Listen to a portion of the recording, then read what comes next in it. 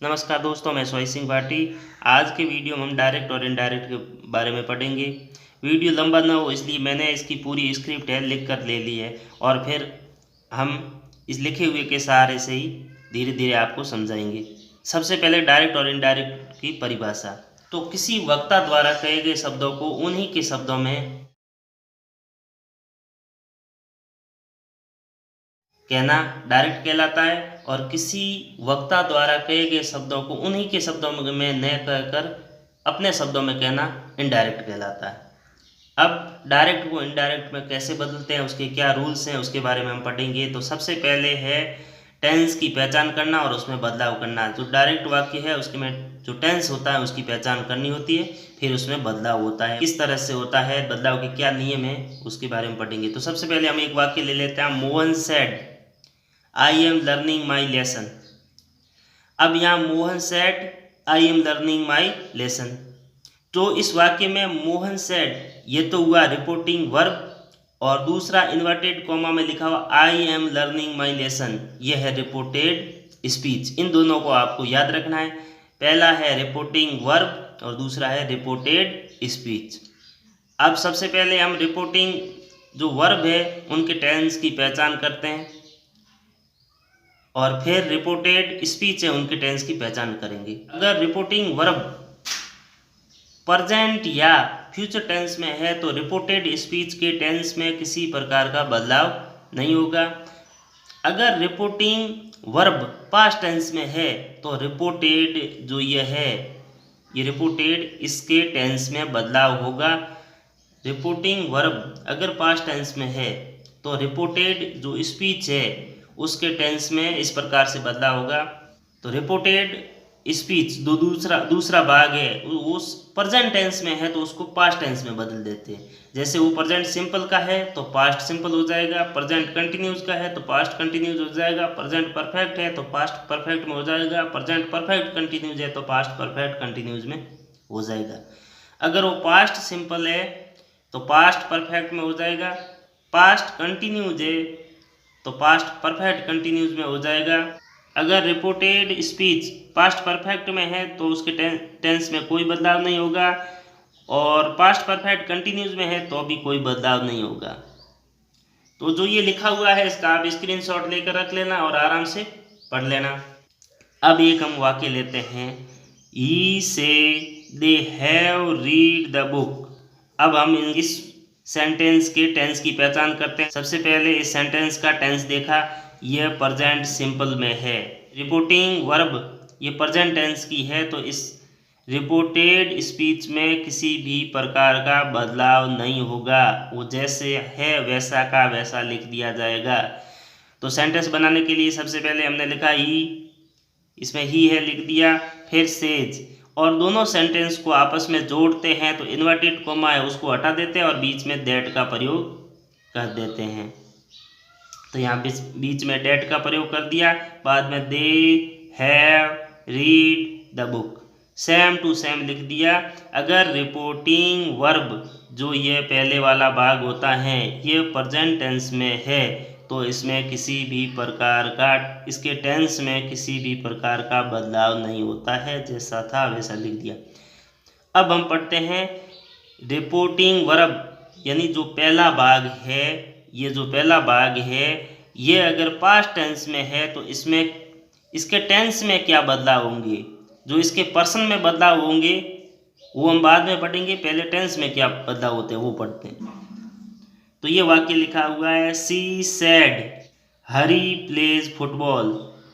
सी said, अब ये past tense का है इसलिए इसमें बदलाव होगा। मैंने पहले भी बताया है कि रिपोर्टिंग वर्ब अगर पास्ट टेंस में है तो रिपोर्टेड स्पीच होता है उसके टेंस में बदलाव होगा। तो ये पास्ट टेंस में है और ये इसका टेंस हम पहचान करते हैं इसके टेंस की, तो ये इसमें टेंस है प्रेजेंट सिंपल। हमने पीछे चार्ट में देखा था कि अगर प्रेजेंट का वाक्य है रिपोर्टेड स्पीच तो उसको सीधा पास्ट में बदलते हैं। तो ये प्रेजेंट सिंपल का है तो इसको पास्ट सिंपल में बदल देंगे। तो अब वाक्य बनाते हैं। पहले सी सेड सेड। अब इन दोनों को बीच में जोड़ने के लिए बीच में दैट का प्रयोग किया। अब हरी प्लेज प्रेजेंट सिंपल का है, तो पास्ट सिंपल में प्ले वर्ब की थर्ड फॉर्म होती है, तो प्लेड बन गया फुटबॉल, तो ये भी फुटबॉल। तो she said Hari plays football. Indirect बना she said that Hari played football. अब हम चलते हैं अगले वाक्य की तरफ। Mohan said she is reading book. तो अब हम इसके टेंस देखते हैं दोनों के, रिपोर्टिंग और रिपोर्टेड का। वर्ब है उसका टेंस देखते हैं। मोहन सेड, ये सेड लिखा हुआ ये पास्ट टेंस का है, ये पास्ट टेंस में है। रिपोर्टिंग वर्ब पास्ट टेंस में है, तो ये निश्चित है कि रिपोर्टेड स्पीच है, इसके टेंस में बदलाव होगा। तो अब इसका टेंस हम देखते हैं। सी इज रीडिंग बुक। अब ये इज लिखा हुआ है, प्रेजेंट कंटिन्यूज है, तो प्रेजेंट कंटिन्यूज है तो उसको पास्ट में बदलते हैं, पास्ट का कंटिन्यूज बनाएंगे। अब हम वाक्य को बनाते हैं। मोहन सैड, तो ये मोहन सैड जैसा का जैसा लिख दिया। अब बीच में इन दोनों वाक्यों को जोड़ते हैं, तो बीच में दैट का प्रयोग करना था, वो हमने कर दिया। फिर सी, ये प्रेजेंट कंटिन्यूज का था, तो अब इसको हम पास्ट कंटिन्यूज में बदल दिया, इज की जगह हमने वाज कर दिया। फिर रीडिंग बुक, तो वो रीडिंग बुक लिख दिया।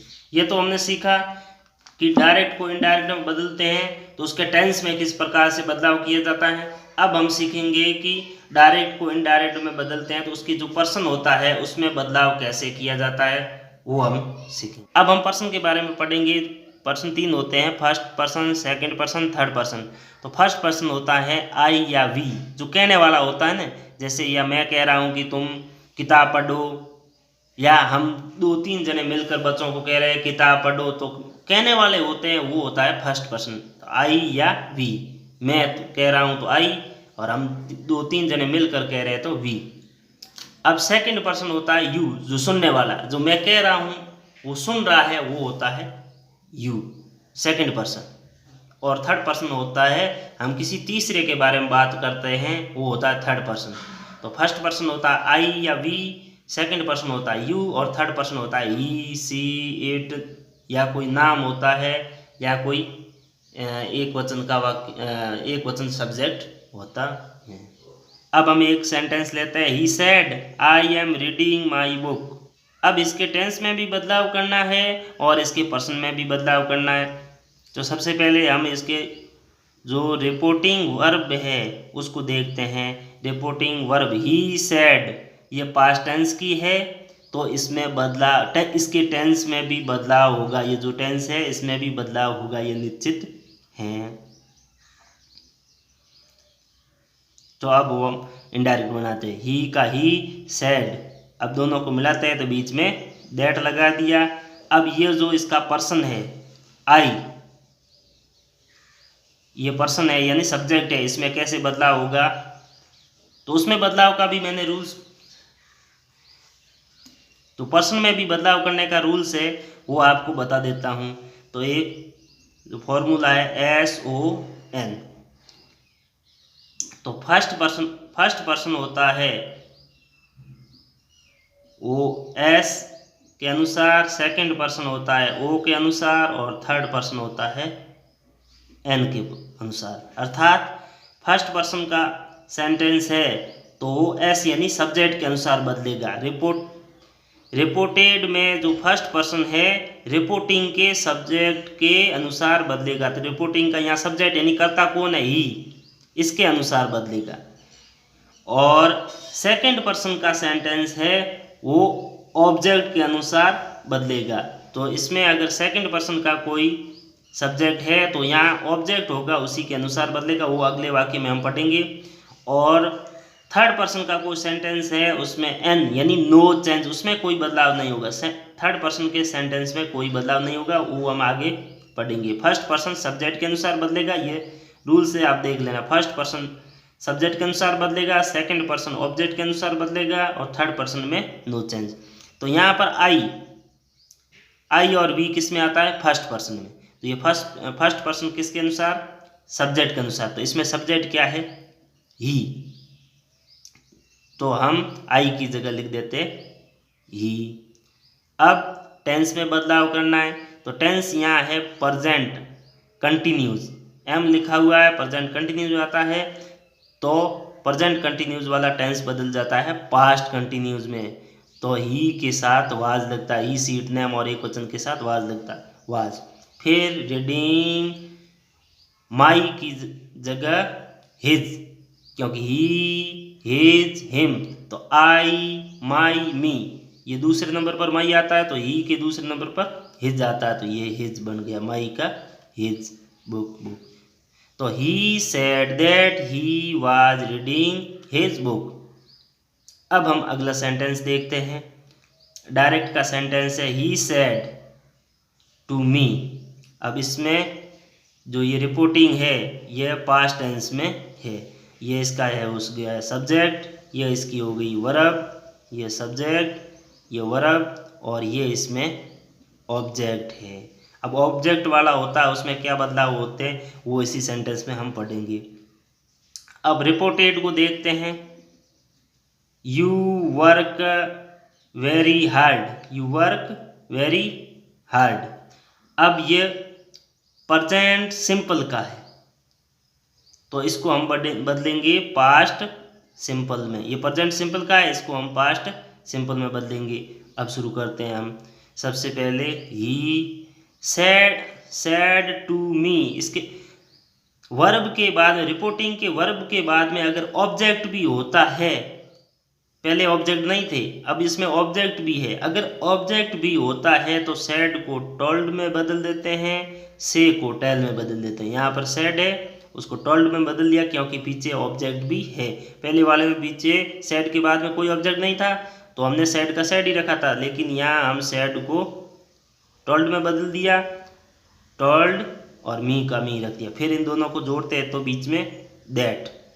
अब यह जो सब्जेक्ट होता है यानी पर्सन है यू है, तो आपको बताया ही था यू सेकंड पर्सन का होता है, सेकंड पर्सन किस में बदलाव कैसे होता है, सेकंड पर्सन का बदलाव ऑब्जेक्ट के अनुसार होता है। तो यहाँ ऑब्जेक्ट क्या है, रिपोर्टिंग का ऑब्जेक्ट देखो, रिपोर्टिंग का ऑब्जेक्ट है मी, तो मी को आई के लिख, ये पहला आई है ना तो मी को हमने आई लिख दिया, तो यू की जगह हमने लिख दिया आई। अब ये टेंस प्रेजेंट सिंपल है तो पास्ट सिंपल में बदलेंगे, तो पास्ट सिंपल में वर्ब की सेकंड फॉर्म होती है तो वर्क को वर्कड लिख दिया। अब वेरी हार्ड का हार्ड, तो इसका इनडायरेक्ट बना he told me that I worked very hard. अब हम अगला सेंटेंस पढ़ते हैं, इसमें डायरेक्ट है you said he is happy. अब इसमें ऑब्जेक्ट नहीं है, केवल सब्जेक्ट है और वर्ब है, और ये टेंस है इसमें रिपोर्टिंग का, ये टेंस हम देखते हैं ये है पास्ट, तो पास्ट टेंस में है इसलिए इसमें बदलाव होना निश्चित है। तो अब हम वाक्य बनाते हैं, यू सेड, बीच में दोनों को जोड़ते हैं तो लगाते हैं दैट।